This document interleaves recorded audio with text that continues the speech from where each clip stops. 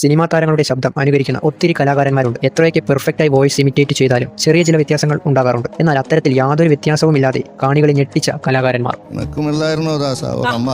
അവരെ ആരെങ്കിലും ബ്രാൻഡി എന്ന് വിളിച്ചാൽ നിനക്ക് നോവില്ല.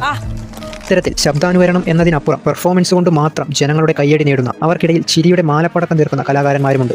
ലാൽ സാർ കരയുമ്പോൾ ശ്രദ്ധിച്ചിട്ടുണ്ടോ? ഒരു കാറ്റ് മാത്രം നമുക്ക്